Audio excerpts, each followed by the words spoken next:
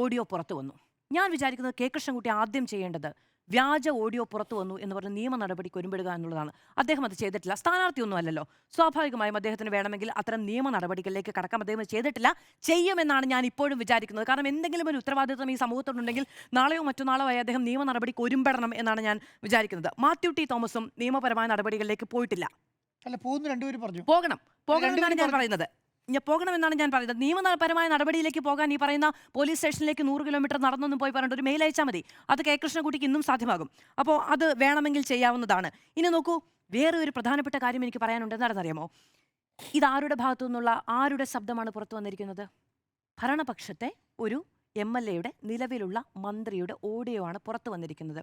ഇനി ഞാൻ ഈ സിറ്റുവേഷനെ ഒരു 5 വർഷം മുമ്പത്തേക്ക് എടുത്തു വെക്കുകയാണ്. UDF ഭരിക്കുമ്പോഴാണ് ഇവിടെ പ്രളയമുണ്ടായതെന്ന് വിചാരിക്കുക.